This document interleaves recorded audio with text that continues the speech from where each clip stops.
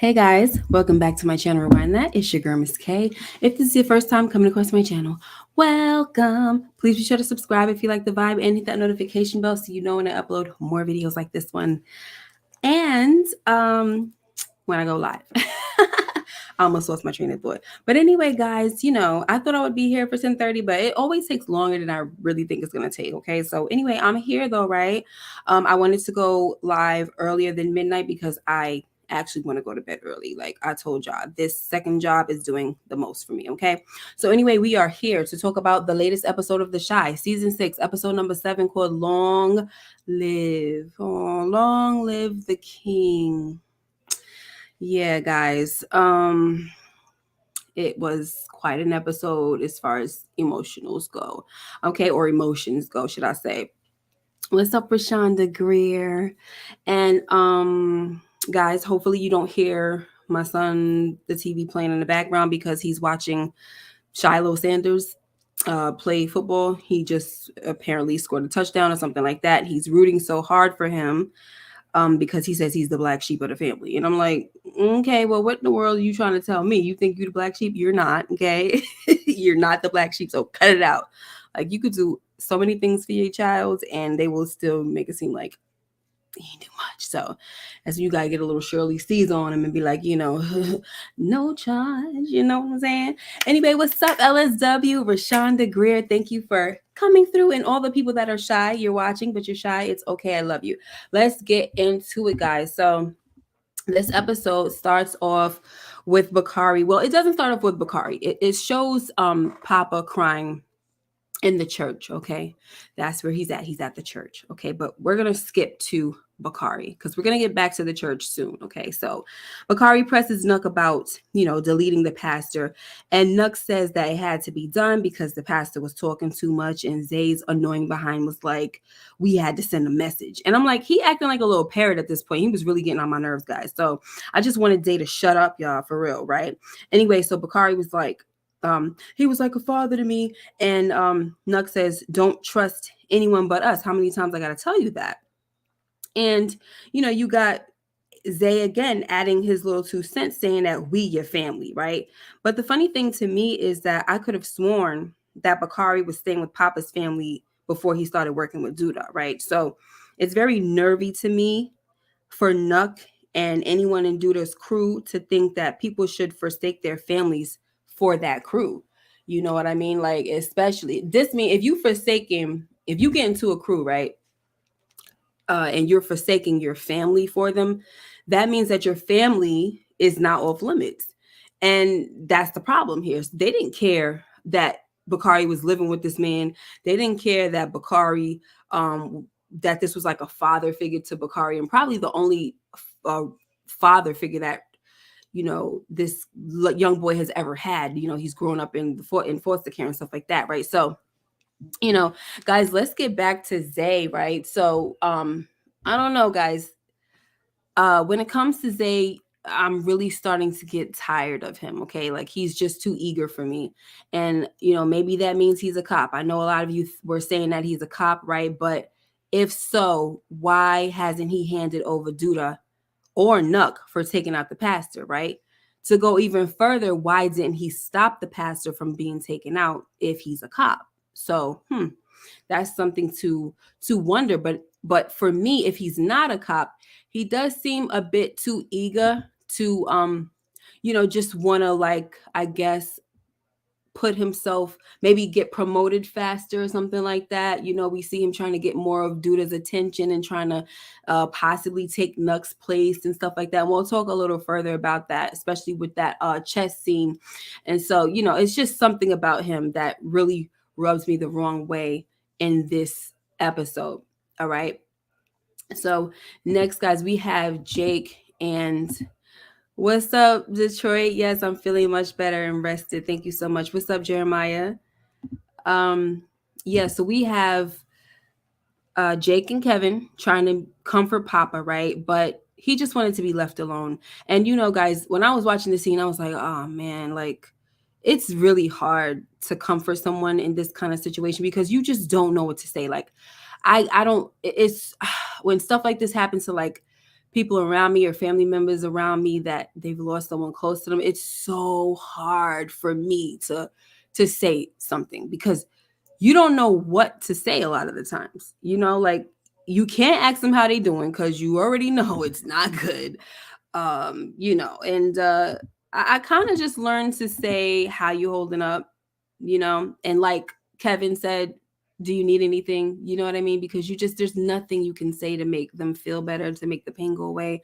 Sometimes just being there is good, but some people do want to be left alone. So you just don't know what to say, like you just don't. Like my aunt, she lost her daughter coming up on a year before Thanksgiving, and I just took days to call her because I did not know what to say. Oh Lord. So where was I? Because that just really just took me out of my train of thought, guys. What's up, Big Wolf Status? Um I was gonna read this comment, but I don't want to jump ahead because I was gonna say something. Papa has the guilt of the last conversation he had with his father. Yeah, I'm gonna say something about that in probably a few minutes, LSW. But listen, in this scene right here, to prove that it's so difficult, you don't know what to say to a person in this situation. Did y'all notice how Jake was kind of putting it on Papa? Like, I mean, I'm sorry, not Papa. What's his name? Kevin. And he was like, like say something, say something. He's like telling him to say something. You say something. But one thing about that we noticed with Jake here is that he followed Kevin's lead. So when Kevin said, you need anything, then that meant then that's when Jake said something else, right? He just kind of like piggybacked off of him, right? And so I'm sorry, guys. Y'all know how it goes. When I'm trying to talk and I'm also reading y'all comments at the same time, it makes me get kind of lost. So I'm sorry.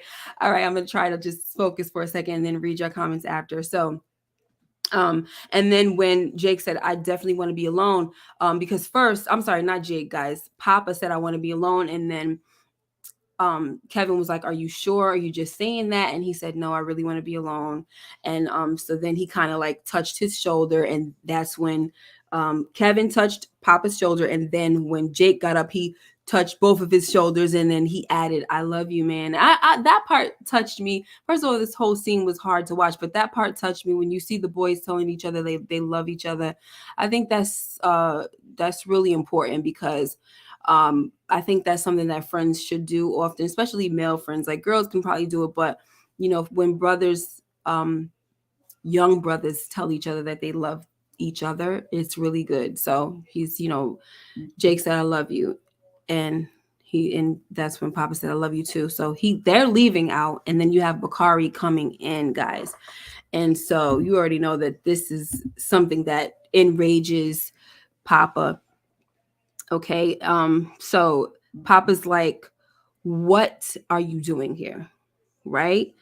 And he was kind of mean to Jake. And, of course, emotions are high. So anything's going to come out of his mouth at this point. Right. He's got so many things that he's dealing with. And so he says, what are you doing here? And Bakari says, I'm hurting too, and Papa tells Bakari that he knows his boys did it. But Bakari was like, I never thought any of this would happen. And, if he would have just cleaned the money, then this probably wouldn't have happened. And, Papa was like, so you saying that this was his fault or whatever, so it was going, just going back and forth. But the crazy thing to me is that Papa already knew why Duda had his father deleted, right? And I guess that means it was no secret, right? But anyway, so Bakari says, I loved your father like he was my own. And Papa says, but he's not your father. He's mine. And now he's gone, right?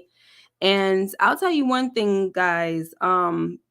I ain't here, and this is what I was saying. I'm gonna get back to LSW. I ain't hear Papa mention one time about how bad he felt about the last conversation he had with his dad, okay, and how he was disrespectful. But you might be right, LSW. We may not have heard it, but we probably saw it, right, in that scene. That's probably why he wanted to be alone, right? I was really waiting for him to say something. I really was. I was waiting for him to bring it up in any conversation that he was going to have. This is probably the closest that he got to it, but he didn't say it. Instead, you know, I thought, I wanted him to get into details with his conversation with Kenya, but he didn't. He just seemed to lash out at her. And she was like, I understand you're going through a lot, but don't make me feel like crap. You know what I'm saying? While you're going through all this stuff. And then that's when he said, you know what? The last conversation that I had with my father, it was about you. And he didn't think that we should be together. And he told me that I was too young for that type of responsibility. And I see that he was right. And so I'm like, that's all we got, y'all. We ain't get nothing else, honey. Just him saying that his father was right. And I don't know what to say about that right now. Because Papa respected his father, knows that he was a noble man and things like that, and gave him good advice and all that. And we learned that he lived to please his dad. This could be something right now while he's in mourning, where he feels like that's the obligation that he owes to his dad, to at least take that final advice that he gave him, right? So we don't know if this is what's gonna we don't know if this is gonna stick. But right now, in Papa's emotions, he probably feels this way, right? So anyway, let me start looking at you guys' comments. Yes, this was a tough scene. Yes, Papa is the only child. Yes, they were there for Papa this episode. They really were. Lily and Cherry, hi. The actor who played Bakari did his thing. Yes, he did, didn't he? He really did. And listen, I think that Papa did a really good job too. That funeral scene when he was breaking down and he was trying to at the church when he was speaking for his father, I was like, yeah, he's doing a really good job. The actor who played Bakari did his thing. He had me shedding tears the first 5 minutes. Yeah. Chanel, hi. It's crazy. Jake lost Reggie, which Duda had a hand in. Yes. Kevin lost Brandon. Duda had a hand in that. Now Papa lost his father to Duda. Duda has to go. His minions too. Exactly. And y'all saw, probably most of y'all saw the video that I put out of who's gonna ride for Pastor Stanley. But y'all, I mean, look, I can make these videos all freaking day long, and at the end of the day, it's wishful thinking. Like, I feel like the things that I say could definitely go into the story. Not saying that, oh, I'm some great writing this and that. I'm just saying the way they have the story going out, playing out, it wouldn't be hard for them to carry out those type of theories. But with the way they was acting this episode, nobody seems angry enough to want to do anything about it. Nobody seemed like they was going to ride out. But the one person that did seem like he's ready to ride out was Bakari. Bakari looks like the way he's going to deal with this situation is with violence. So that's the only person right now that I could see actually dealing with it in that way. Like, the one that's really going to ride for him is Bakari. So anyway, but we'll see, because, honey, I cannot get none of these things right for anything, okay? Anyway, so let's see. Jeremiah said, Duda trying to take everyone out the board. He sure is. I felt like we need to see Papa's mom more than we did. Yeah, I don't know. I really don't understand why they brought her on now, but hey, at least we know he has a mama, right? At least we know. Okay, guys, so look. Keisha tries to leave again. All right. But, she keeps letting Emmett talk her out of it. And that's why sometimes you just got to leave while the person is gone for a few hours. You know what I'm saying? Like, if you know they're going to be gone for a few hours, then make your move. Because all that promising to fix stuff and everything, it just be a bunch of empty words at times. Not in every case, but some cases, right? So if you're gonna go, just go. Stop, especially if you still have feelings for the person, and then you looking into their puppy dog eyes and stuff, you start to freaking melt and get, or emotional with them, or you start to get your heart softens up and stuff. So it doesn't really work out. So you got to do it while they going. But anyway, guys, she tells him that she's going to stay, but she's going to stay in the guest room, and he goes upstairs.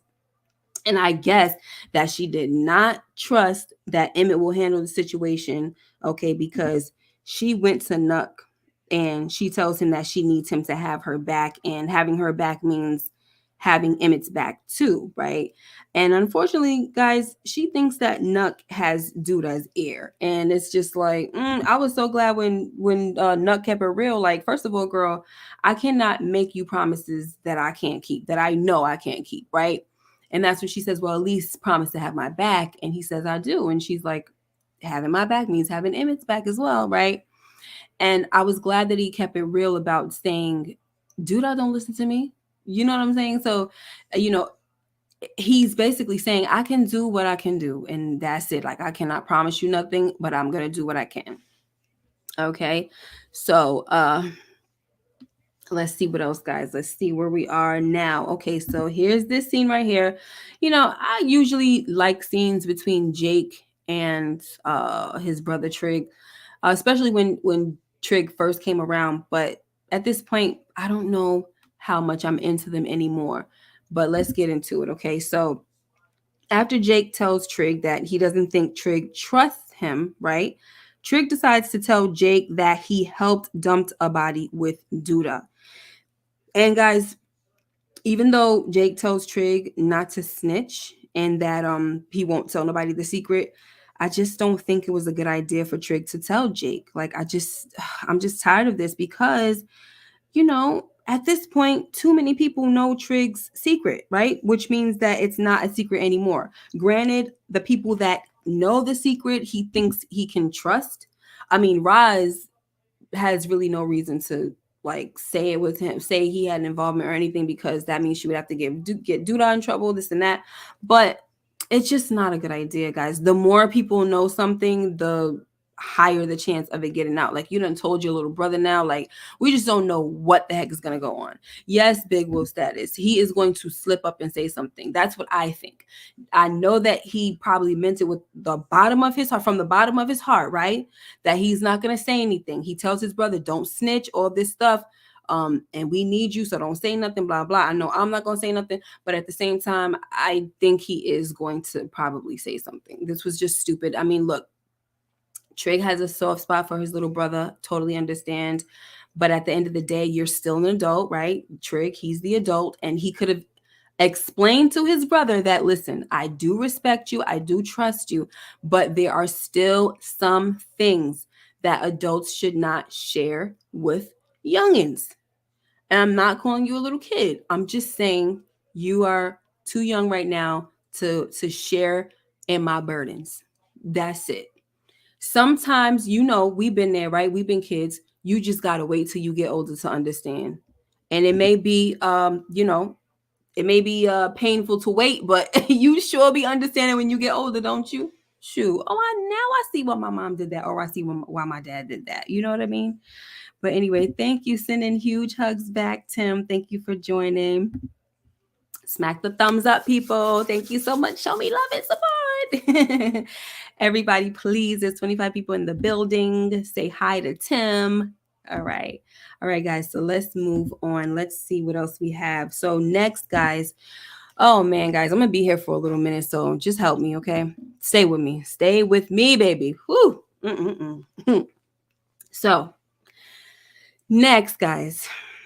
Keisha has another therapy session, and we learned that her dad was controlling them, right? And well, he was like he was the controlling person in the relationship with her mom, right? So they decide where to live, what they're gonna eat, and all this stuff. Okay.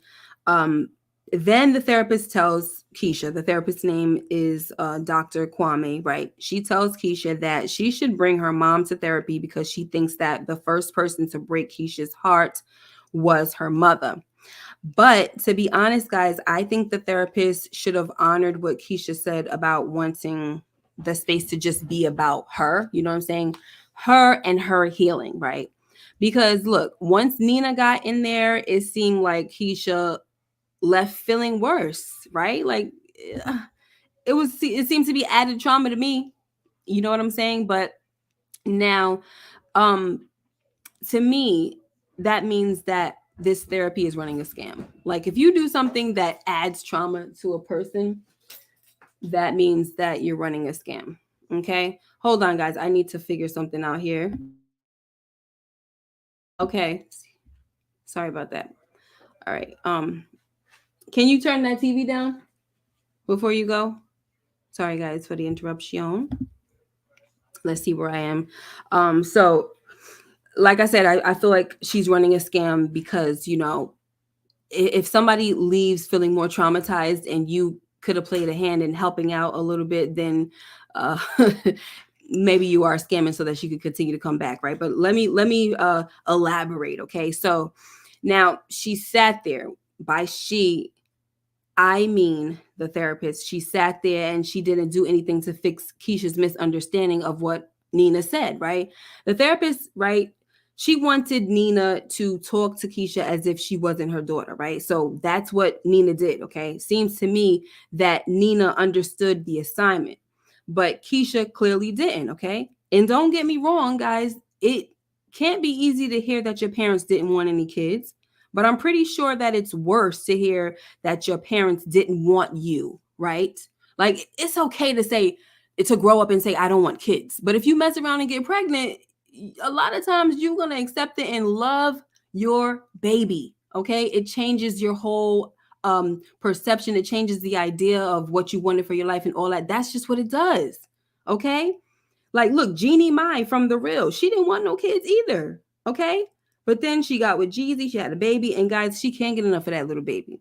Okay. So for me, I feel like Keisha, of all people, should understand how this feels, right? Because she had that baby that she gave up for adoption, but went back to get him, right? She went to get her baby back. Why? Because she loved her baby, even though the baby was a product of R and SA. Okay.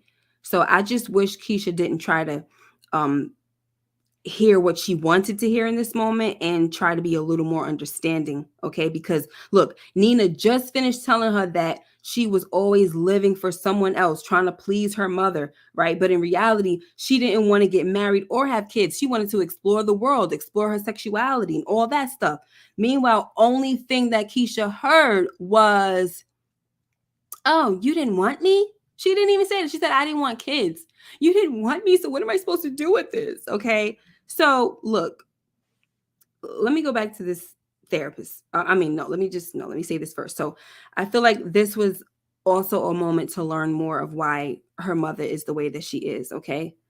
But I blame the scheming therapist, Dr. Kwame, because she could have helped the situation by explaining things better, right? Nina even asked for her help. She's like, can you help me out here?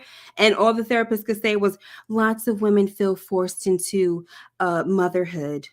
And I'm just like, that doesn't mean that she didn't want Keisha. Like, guys, maybe I'm doing too much, but I didn't like it. Okay. Now, all of that just for Keisha to feel more pain and trauma than she was already feeling. Okay. And that's why I feel like this therapist is a scam because, in my opinion, she knew what the heck she was doing. You know, if Nina didn't want Keisha, she wouldn't have been a wreck when Keisha was missing, right? Remember that season and how much of a wreck Nina was? And, you know, I will say that Keisha was right when she told Nina that they just needed more attention from her. They did need more attention. We was always talking about that. Like Nina just be letting Kevin do whatever, this and that. Remember, we was all saying that? Yes. Okay, but at the end of the day, guys, I feel like Dr. Kwame should have just respected Keisha's wishes about just wanting it to be about her and her healing because Keisha wasn't ready to receive anything else. She's too broken right now. So I'm gonna look at y'all comments about this situation because I just thought that it was stupid. I didn't think that she should have invited this is only the second therapy session, guys. Well, no, this was after the second therapy session, so that means they hardly did any work. Okay. And this session right here is the third session. They hardly did any work. You hardly covered any freaking ground, right? And then you have this lady bring her mother in there to what? Add more trauma. And then she's gonna say, I think your mother was the one who broke your heart. Why did she break her heart? Just because what? She showed her that she was in a controlling relationship. That's what? She didn't have the courage to take a stand or something like that because she's from an old school background where that happens to a lot of freaking women. Like sometimes it takes a long time to be courageous. What the heck? So that means that she broke her heart because of that? Man, I can't sometimes, but whatever. I'm not a therapist, so I just feel like that's a whole freaking scam. Okay, but I guess Oliver Spartans don't agree. He says that I commend the therapist because she ain't sugarcoat anything. Most therapists would have spread this out over a year and collected a check. Well, that's what she's doing. She added more trauma onto her life, so now she got to come in and unpack some more stuff because you heard what Keisha said. What am I supposed to do now? What's next? Mm-hmm. More sessions, baby. That's what's next. I tell you what's next, okay? More sessions, honey, because you're more broken than ever before now that you know your mama didn't want you, okay? Which is not what the heck she said. A lot of women get this. A lot of women are forced into motherhood. Oh my gosh. Keisha should have not gotten as mad as she did. I thought she would have had understood because of Ronnie. Exactly. Exactly. But now you all in your feelings. Don't make no sense. Look how Keisha's side eyeing from the gate though. Big Wolf, from the gate before she even knew that her mom so-called didn't want her, she was side-eyeing her. So that means that you're already on the fence no matter what the heck comes out. Man, please. Anyway, Keisha is really living the life her mom wanted minus Emmett. She has the family, money, and etc. Yes, yes, yes. All right. Mm-mm-mm. Only the second session, third session, and you digging this deep, girl. Bye. This lady is a scam. She done created extra trauma for this girl, honey. Let me see what else we got so I can move on, honey. y'all know, y'all know how I get when I start ranting, right? It could go on for too long. So now, guys, we have Emmett, who tells Darnell that he wants to cut ties with Duda because he almost got kicked out by Keisha again. I'm sorry, she almost left him, not kicked out. She almost left him. So he tells Darnell that he wants to buy himself out and cut ties, and Darnell tells him to find out how much it will cost, and they'll figure the rest out. So I will say that in this scene, we do kind of see that it's taking a toll on Emmett. He doesn't know what to do. You see kind of tears forming in his eyes. So I do feel bad for him, but it's like, bro, you done been told so many times not to mess with this guy, and you've also seen this man not in action, but you've seen the aftermath of his actions, right? People end up dead. So I'm just like, man, come on now. You know what I'm saying? Like, it's too late to cry. You should have never got involved with this guy just because you saw dollar signs, right? But anyway, at the end of the day, and I think I said this before, um, it's payback for what he did to Smokey. You know what I'm saying? Payback. Backdooring a man like that, taking over his stuff, payback. Mm-mm-mm. Unfortunately, that does not mean that I wish him bad, but he gotta get his karma. Because you don't do people like that. People that mentored you and try to teach you and all that. You don't do that just so you could freaking undercut them. Like, you, what the heck?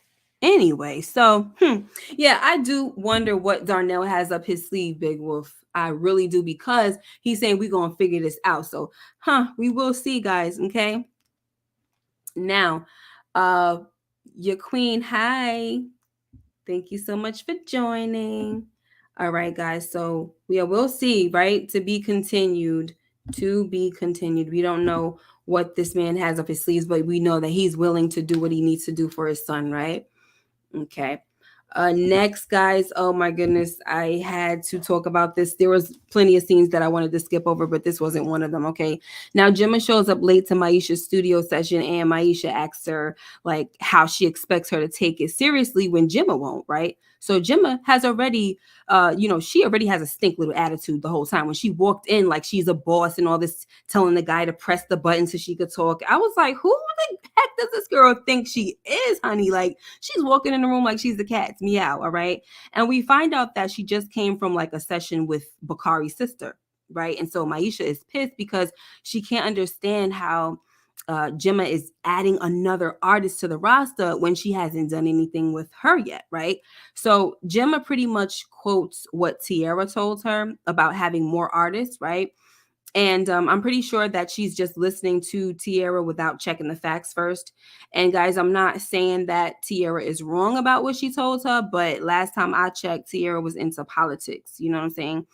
Plus, it's always good to do your own homework, right? And that's what I mean. This girl ain't in school. I'm talking about what is her name? What is her name? Gemma. She ain't in school or nothing like that, right? I mean, she's graduating. They graduated, so she got plenty of time to be doing research and stuff like that, right? along with them college applications. So anyway, do your own homework, right? But anyway, Gemma definitely tried to play Maisha, guys, and she tells her that Brittany is much further than her, and her EP is almost done.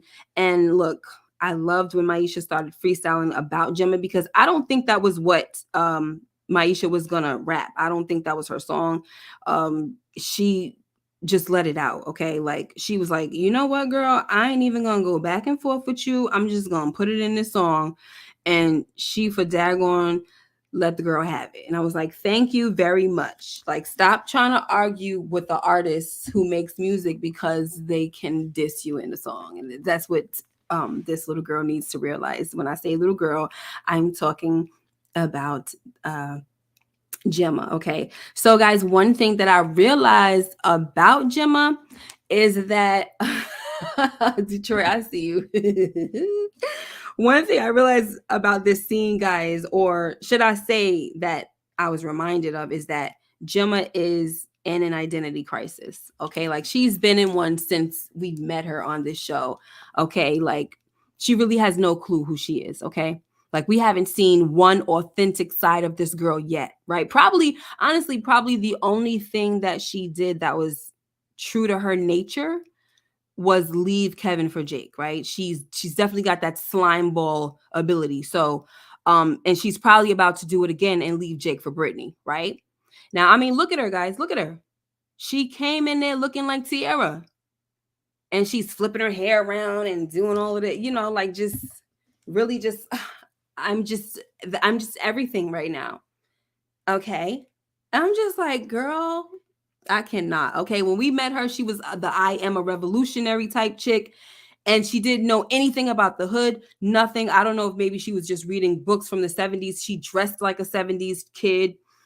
And she had all of these, rational ideas and things like that. And she was so hard on Kevin for everything. And, oh, I just think that's toxic masculinity and all of this stuff. And you should go to college and blah, blah, blah, blah, blah. Right. And now she's with Jake. And all of a sudden, her hair starts changing. Her fro got a little bigger. She adds some hair to her fro. She's wearing bigger earrings.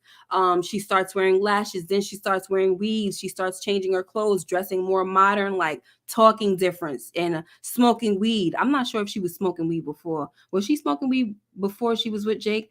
Probably not. But regardless, y'all understand what I'm saying. The girl has an identity crisis. She doesn't know who the heck she is. I do think that she knows for a fact that she wants to do the manager thing. That's the one thing that she has for her, but she does not know who she wants to be as far as like appearance, as far as attitude, like nothing. Like, we've seen sweet sides to her. We've seen annoying side, so many annoying sides, but this right here was just be all day. And it was just like, I can't deal with this girl anymore. She's really on my freaking nerves. I'd like somebody to just knock her out real quick. All right. I'm waiting for these little Southside chicks to let her know. And nobody let her know yet. They just accepted her into the crew, and that's fine. But don't get flipped at the lip trying to act like, you're a little bougie little chick trying to fit in over here, don't know what it is. Knock her out. You know what? I'm not supposed to be promoting that stuff. Father, forgive me. I'm sorry. He working on me, Lord. He working on me. He's working on me, guys. Let me see. The song ain't that bad for kids. She ain't no Jay-Z, but it was better than her last one. Stole her out, Debo. Yeah, stole her out. Come on now. I love using that phrase too. Stole him out, Debo. All right, guys. So we also see that in a different scene. No, never mind. I was gonna talk about something prematurely. I won't. I will go right here. Okay. So somebody tries to break into, or should I say they actually broke into Deja and Shad's house, right? Or should I just say Deja's house, guys? Because when Shad retrieved one of them tools from that vent, Deja woke up and she heard him yelling at somebody to leave the house. And when she sees the gun in Shad's hand, she freaks out, guys. And there were a lot of phrases that included my house, okay? My house were coming out of her mouth, okay? Are you dealing drugs at my house? Get these guns out my house. But anyway, Deja asked Shad if he was keeping anything else from her, and he said, no, that's it. said it mad guilty like too, right? And then, for me, I guess that it just wasn't a good time to tell her that he smashed Sierra last season, huh? I guess we just gonna wait till the chick turns up pregnant and then she passing it off as Marcus's baby. And then she meaning Deja, right? She's all pissed off when she see that Shad is too invested in Tierra's pregnancy. If that even happens, guys, I can't do theories on this show, but I still be trying anyway, y'all. Anyway, so just rock with it, because at this point, guys, I don't be knowing. All right, so next we have Kevin, who he tells I'm sorry, he's packing up for LA, right? And in this moment, he's telling Emmett that he's grateful for always being there for him and all that stuff. And you'll always be like a big brother to me. Now y'all know that Emmett took the place of Brandon, because Brandon was more like that big brother for Kevin at first. But then it turned out to be Emmett. Okay. Anyway, guys, I'm telling you, I miss Brandon. Like, I just can't. I miss Jason Mitchell, to be honest. Like, I need to see him in some other stuff. Okay. But anywho, guys, so here we have Bakari, and man, he's at Pastor Jackson's wake, and he cries over his body and he says, "I'm sorry, I'm so sorry." Like, the boy got some acting chops, okay? Like, he pulled them out for us. What's up, Matthew Wilson? He pulled them out, okay? This actor, I don't know his name. I got to learn it. He pulled them out, guys, all right? And so, guys, I didn't feel anything last week, right? Remember I told y'all that? When they were taking the pasta out, I didn't feel anything because I felt like it was so predictable and stuff like that. But man, I sure did feel it this week. Okay. These emotional scenes, they had me tearing up. Like, yes, from the beginning to the end, to all the scenes with Bakari crying and just showing all his emotions, and the scenes with Papa. Like, it's a lot, guys. It's a lot. Okay. So then we have Papa and Bakari, right? So Papa joins Bakari next to the casket, and he tells Bakari that Pastor Jackson really loved him like a son. And I appreciated this moment because, Papa is able to calm down now. He lashed out at basically his brother, guys. He lashed out at Bakari and probably made him feel a little bad, or maybe rejected a little bit, because Pastor Jackson told Bakari, like, you're a part of this family, and always treated him like a son. And so for Bakari to say he was like a father to me, I loved him like my own father, and Papa to lash out and say, but he wasn't your father, he was mine. Of course, that had to hurt him, but I'm glad that Papa came back and said, he confirmed, like, my dad loved you like a son. You know what I'm saying? And they started talking to each other about, what would he say if he were here. And he probably said, Bakari said, he probably say something about me not wearing a suit. So they having a little joke. And the father, Bakari saying, he probably would say something about my tie not being ironed or something like that. But I tell you who didn't. I'm jumping ahead, guys. I tell you who didn't iron their tie, y'all. Duda, he didn't iron his tie. He still looked good, but he did not iron that tie, baby. When I looked at them pictures, I said, man, what is going on here? Rashad need a new woman. She ain't even thankful he stopped them. Yeah, she keeps saying her house. Yeah, sorry. All right. What's up, Samara? Okay, so let's see where else we're at, guys. So now we have Jake, who tells Gemma that Brittany's music sounds like everybody else's music on the radio, right? Now, he tells her that she should focus on Maisha, but it seems to me like he's more concerned with Brittany getting too close to his girl, right? Even Brittany's lyrics in the background was saying something about like giving a girl just one look, right? I give her one look, to sound like saying, like, she bragging, basically saying, like, I will take your girl, and it sounds like a lot of her rhymes from the first time when I think we heard her last week. And then, we're hearing something again, and it sounds like that's what she likes to do. Like, she likes to brag about taking dudes' girls, So anyway, I don't know, y'all. I think he got something to worry about. I'm gonna be honest, because every time I turn around, Gemma, she'd just be looking unrecognizable. She just, she's looking different every time. So when somebody's different every time, you don't know who they are. You cannot trust them. And if it happens, I don't care, because Jake would deserve it. I do not care. You understand? I don't care. So she about to leave Jake. She sure is. And who cares? When Gemma learned how to install fold, I think she was just greasing his scalp. Your queen, because I know she don't know how to braid or do nothing. I mean, those are not braids, but you know what I'm saying. I know she don't know how to do none of that stuff. That girl, no. I'm not gonna go there. Jake knows what type of woman he got. How you get her is how you lose her. But Big Wolf says some foreshadowing, right? I mean, look, we can try to talk about foreshadowing, which this would normally be foreshadowing, right? But we just have to see at the end of the day, like, because man, it's tough with this one, with this show, because I don't know. Anyway, so let's see where else we are. So, okay, so now we're at this scene here where Shad brings the bag of tools to Bakari while he's standing outside of the funeral home. Okay. He tells him that he can't hold them anymore, of course, right? And he also tells Bakari, look, he walking away. He said, I'll tell you another thing. You better not take them guns to the pastor's house, because he'll turn over in his casket if he knew the stuff that you was up to. And Bakari was like, I'm not. Bakari, poor baby, he's so lost and filled with so much emotion right now that he can't even and then he had to, and I don't want to say poor baby, but it is poor baby. He's a kid, right? And he's just in some terrible things. He has to run down the street with a bag of tools, guys. Like, why are you running down the street? First of all, you shouldn't be running, because now you're making yourself look suspicious, so that if cops come, we haven't seen a cop, guys. I mean, I know, but if the cops come around, then what? You know how they like to bother you if they see you running, because they want to know what the heck you're running from. What's in the bag?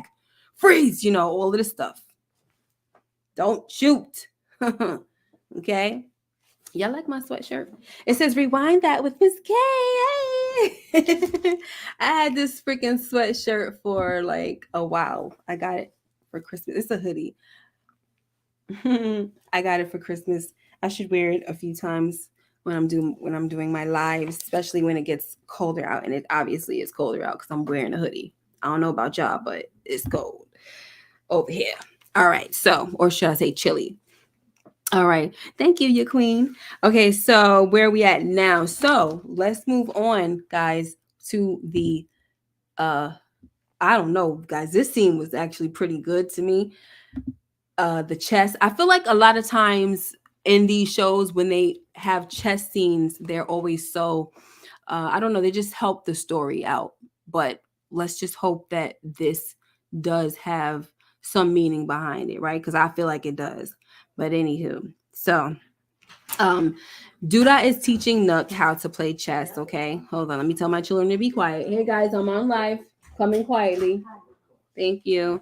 So Duda is teaching Nook how to play chess, and of course, eager Zay, guys, he wants to learn. How come you not teaching me to play chess? And no, he said, when you going to teach me? And Duda says, when I have the time. And Nook was like, I'm sorry, not Nook, Zay. He's like, oh, well, I guess I'm gonna teach myself or whatever, right?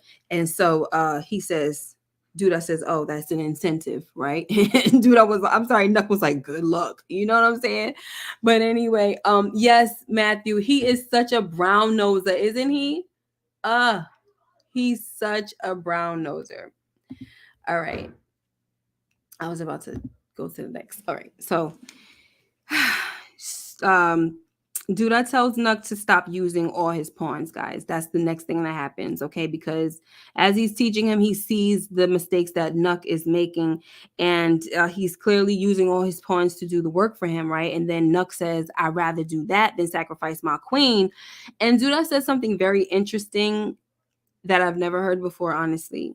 I don't know how to play chess, but I've never heard anyone say this. He says, you're supposed to use your queen, not protect her.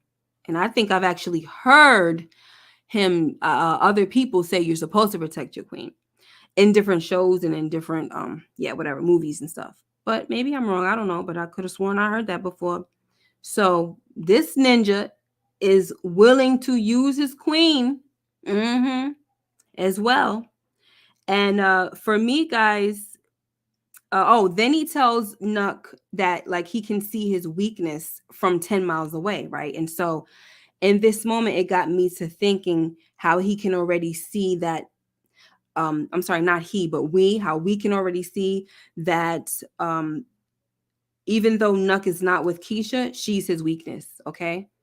And let's just hope that Duda doesn't find out, right? Or Zay, because like I said, this episode, he got me side-eyeing him, okay?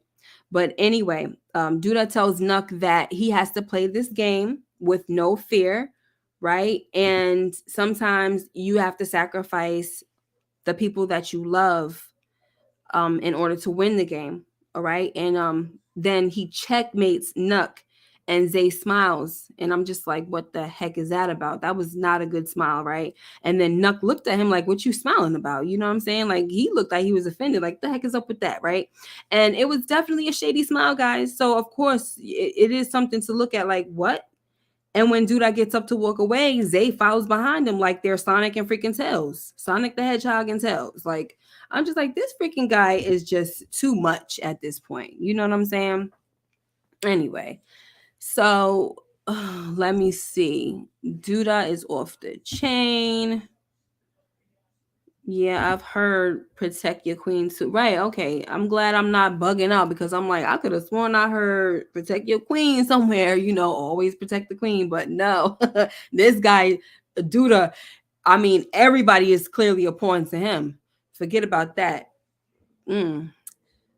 Duda was saying it wrong, which means Duda will use anyone, include. Yeah, absolutely. And that's what I think, right? So, and we're going to talk a little extra about that more, right? It's coming up. So I'm gonna go back to this scene a little bit. Oh wow, your queen says she thinks that Keisha's gonna die. Oh gosh. I'm calling it right now. Keisha gets shot in the next episode, but it happens inadvertently. If that's the case, T Ortiz, how you doing? Um, then I'd be right. So you're not saying she's gonna die. You're just saying she's gonna get shot, right? Because I was saying that we got 16 episodes and we was only up to episode 6 when the pastor died. Then I believe more bodies are to come. You know what I'm saying? So Zay gonna follow Nuck and see him with Keisha. And yeah, that's my fear. Like, I feel like the only way that Duda will find out that Nuck has that type of weakness is because of Zay. And I'm gonna talk more about that at the end of this live. Okay. All right, let's see where else we're at now, guys. Let's see. All right, so guys, we also have Trig, who tells Fatima that he loves her and he wants to start a family, right? But she had her reservations. She's like, oh, you're too busy. What about the FBI, stuff like that? And so when he was saying, you won't be raising the kids by yourself or whatever, I'll be here for you, blah blah blah, she was like, okay. And he was like, okay, what? And she said, it means, we'll keep talking about it. So we'll see what happens with that, y'all.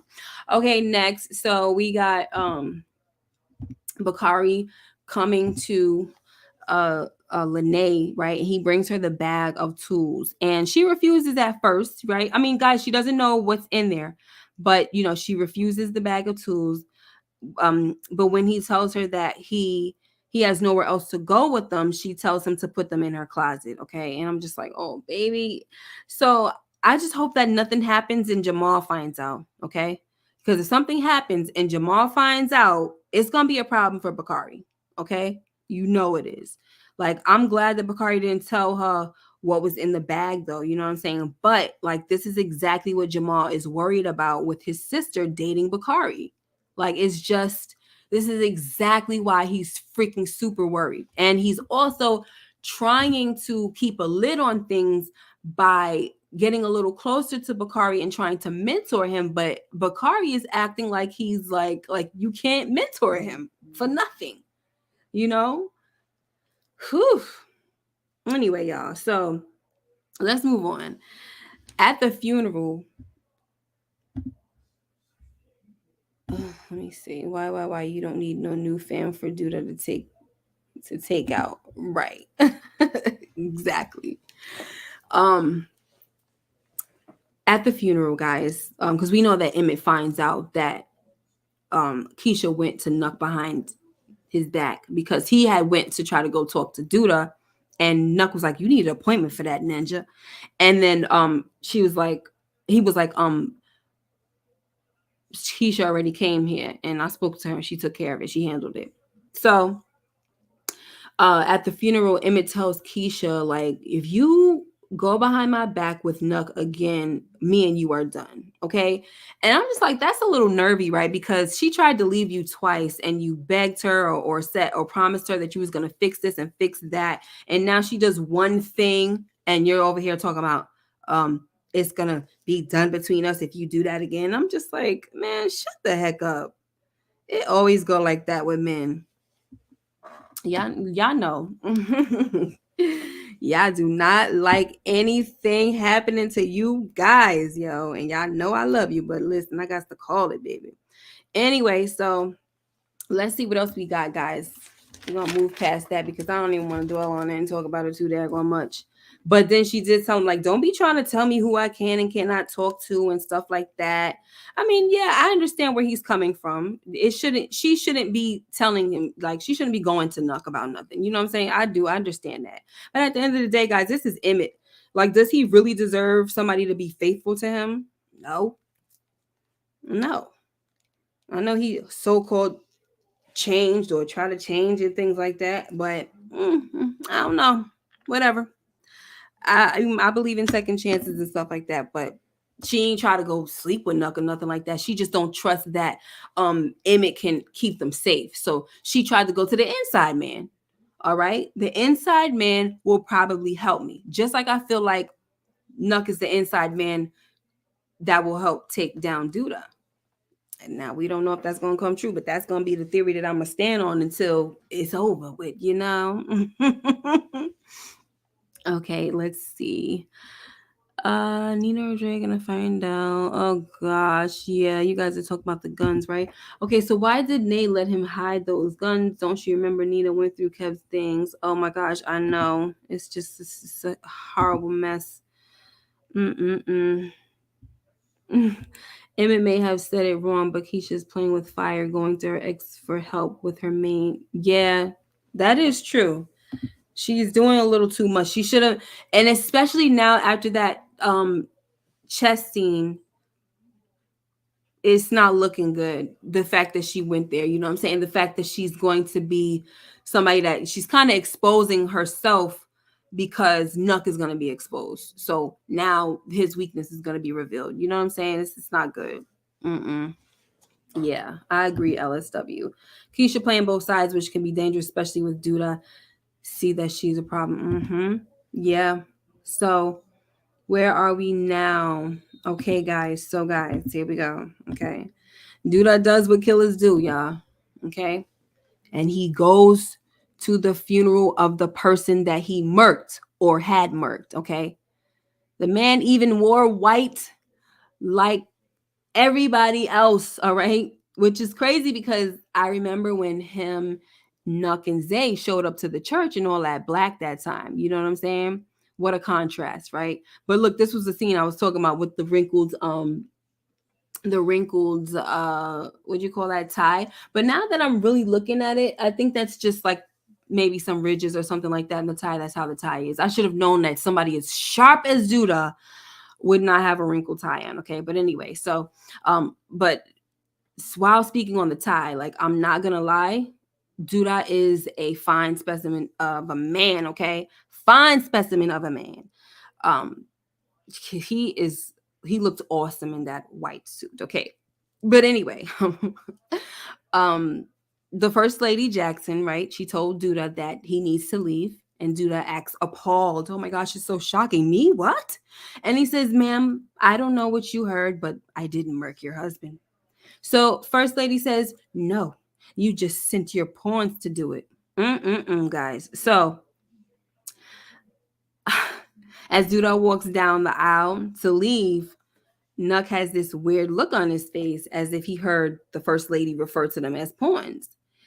And I was just like, oh, wow. Right. If that's the case, if he heard her, because, you know, a lot of times with these shows, when they're having a conversation, it is loud enough for people to hear. But at the same time, because it's acting and that's the way that the scene is supposed to go, it is supposed to be between just those people and nobody else hears. It's just for us, right? But the way he turned around, it looked like he heard exactly what she said. Okay. And like I said, if that's the case, then it's a real eye-opening moment for Nuck because he realizes that he's just a pawn to Duda, right? Nuck is just a pawn to Duda, not even a bishop or a rook, okay? A measly pawn, okay? Another thing is that Duda just told Nuck to stop leaning on his pawns to do all the work, but that's exactly what Duda has been doing. If you guys look, right, Duda has not been putting in any work this season, right? He's just giving orders and keeping his hands clean. So this right here, I think is like the start of I feel like in every episode we're peeling back layers of Nuck, right? Where his eyes are opened little, one scale at a time. You know what I'm saying? And I'm hoping that I'm right about that. Because if that's not the case, I don't know what the heck I've been watching with this guy. You know what I mean? All right, so we're gonna move on, guys, to the next scene. And so, Whoop Big Wolf says that to show up at the funeral of a man you took out is cold blooded. It is, and I think I mentioned this probably a long time ago. I think there was a show, an episode where this happened, probably on another. I don't know if it was this show or another show, and people do it. Like I know people that done it. That, yeah, they had somebody done and they showed up at the funeral and tried to act like they wasn't a part of it. Nothing happened, but the hood knew what it was. So yeah, it's sad. It happens a little too often in the hood, unfortunately, right? So guys, listen, this funeral scene right here, like, it was just sad and the music was too much. And I was just like, okay, I'm ready to fast forward this crap. You know what I'm saying? But I can't because I review the show. So I got to watch every inch. You know what I'm saying? Right.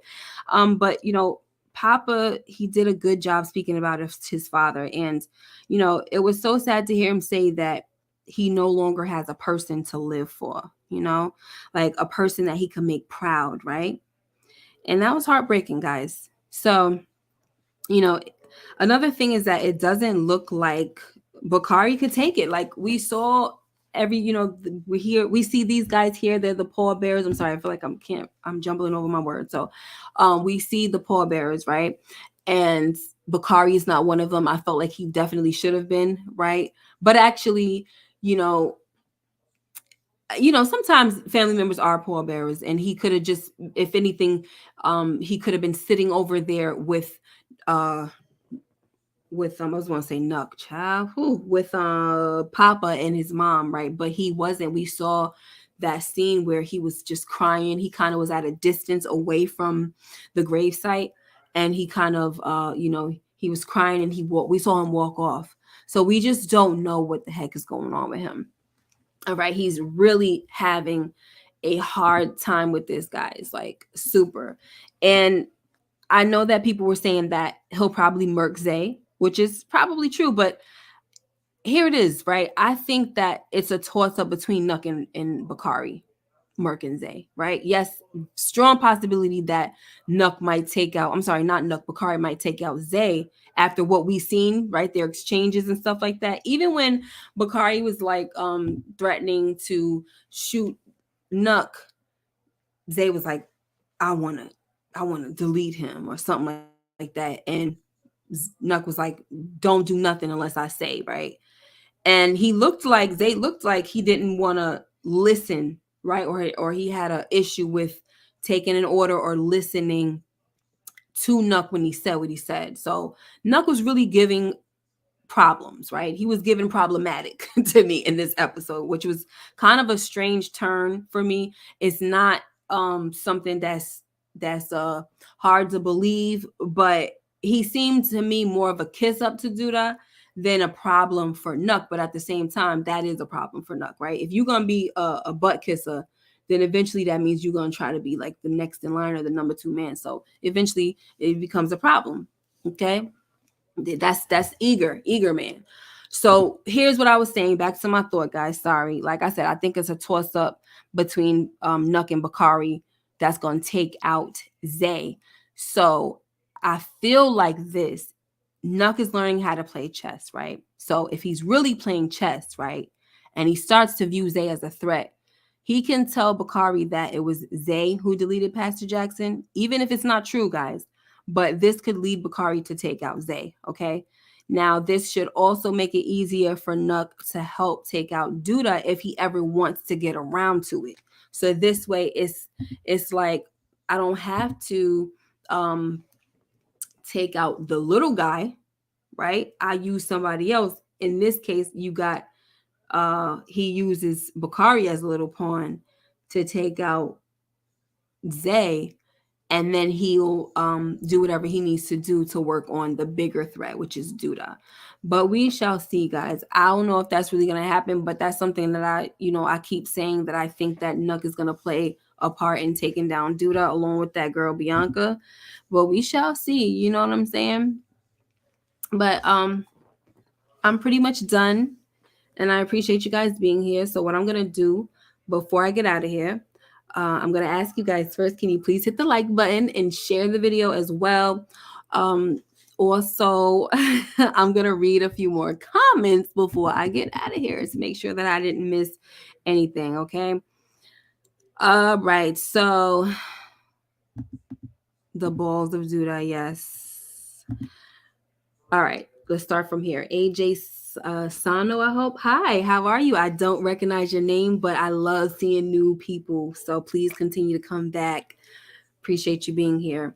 Something big is going to happen with Emmett in episode 8. He was in the hospital looking worried, maybe about Darnell. You know what, guys? A lot of times when I do my recaps, my lives, I never see the trailer for the next episode. You guys are always letting me know what's going to happen, just so you know. You know what I mean? It's just I try. I it always slips my mind to go and look for the freaking trailer, but it's just like I don't know. Too many things to do, right?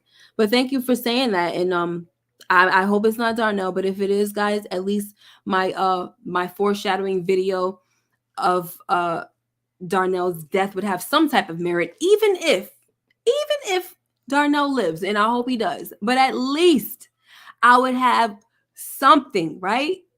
I'll be close to something, y'all, because I'm telling you, this show is one of the toughest shows to do theories, but it's fun to do them. It really is, okay?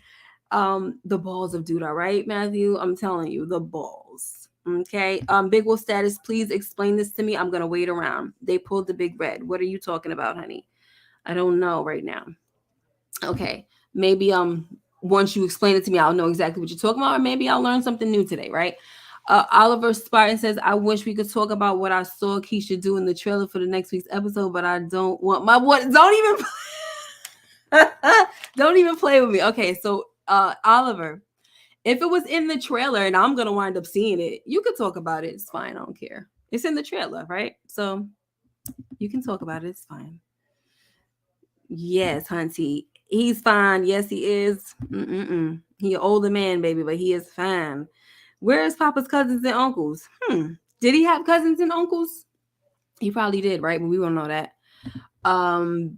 To show up at the funeral of a man, I said that already. I'm sorry, I read that. They tried to humanize Nuck so bad. Yeah, they are trying to. And I feel like we get like little glimpses of that, and then we get this the hard shell again. It's just like, all right, whatever. That new guy wants Nuck's place. Yes, he does. Detroit is yes, it was sad, Miss K. Was you crying? No, I almost was. But I felt, yeah, I really did feel it. I'm not gonna lie. I felt all of it. Teary-eyed. Yeah, I really was. I was teary-eyed, just like you queen. I think they're gonna get taken out. Yes, me too. So we agree. What's up, Renee? Computer update, but I'm watching on Fire Stick. Wait a minute. What does that mean? Are you watching episode this one, right? I think it's this one, episode 7. Big Wolf status says I think another villain is coming. I'm saying, right? We need one. We need one. I'm tired of this guy. Thank you, Samara. Keisha is getting in Nuck's car in the trailer, so yeah, she's doing too much. Oh, okay. Thank you for telling me. Thank you. And we saw that coming, right, guys? Listen, when he came to the housewoman and they had that moment, we already knew that was going to happen. You know what I'm saying? And the more that Keisha doesn't trust Emmett, the more that she's gonna remember when I did the whole door thing. You know, that open door situation. It's gonna be open door and then open legs. Like it's just this is what it is. It's going to wind up happening. Okay, she doesn't trust Emmett, and he's not helping the situation by lying to her constantly all the time. So she's just gonna think that this guy is the same old guy. You know what I mean? Like in a way, he's the same, right? Because he may not be cheating, but he's still untrustworthy. He's a freaking liar, you know? And if you're gonna lie, you probably eventually gonna cheat, right? You know what they say? You lie, you steal, you kill. Anyway, so the 5 Heartbeats movie, A Killer Big Red came to the funeral of the guy. Right, okay, thank you. Wait a minute. So Lillian Cherry explained Big Wolf's comment. That was from you, right, Big Wolf? Look at me, I'm about to go. Search. They all put. Look at that, Big Wolf. You listen. Lillian done came through for you. You done dropped the ball, boo. Another great recap as always. Thank you. But thank you so much, Lillian, for telling me, because I do know who Big Red was from the 5 Heartbeats, and I definitely remember that. Okay. Let's see. It's gonna be that. Open legs, open for business. AJ, Duda can't be dead in episode 8. The episode name is Who Shot Ya, but I don't think he will die because he's the drama of the show. Who shot you, but your punks didn't finish that. You about to feel the wrath of a menace. Anyway, so my office hours from 9 to 5. What did you talking about? That's how you know I'm just clicking on stuff without, guys. Miss K question. Fatima is trying to have kids, but how's that? Detroit, they're gonna go the new age way, right? Where they adopt or they have a surrogate or something like that. You know what I mean? So I think what's gonna probably happen is they'll get a surrogate to carry Trig's babies. So they'll probably really be Trig's, but they won't be naturally hers. You know what I'm saying? Why are you trying to ask me that kind of question? Leave me alone. Here we go again. Not the trolling. You trying to get me back for the other day? So Miss K team was trying to have babies, but how's that going to? Never mind. Oh, so you just made me read the question again. You know what? You're such a troll. Guys, I love you. I'll talk to you hopefully tomorrow when we go live for Force. We're going to talk about Force. I'm going to start at 8:05 and do like a quick recap of the episode since I didn't get a chance to do the recap. And then at 8:30, my people will show up so we could talk about our favorite moments, least favorite moments, and scratching my head moments. Okay. But thank you guys so much for being here as always. And I hope that I'm able to get back to our regular Friday nights, guys. But honestly, I don't know. It might be like that for a while where I need to take me a nap or something. Like, you know what I mean? I don't know. We'll see. Because I love my Friday nights, and I want you guys to know that you can count on me on Friday nights. Like, y'all be looking forward to it, so I feel bad if I can't make it. But thank you guys again. Make sure you like, comment, and subscribe if you haven't already. Hit that notification bell so you know when I upload more videos like this one. And until next time, you guys take care and be blessed. Bye-bye.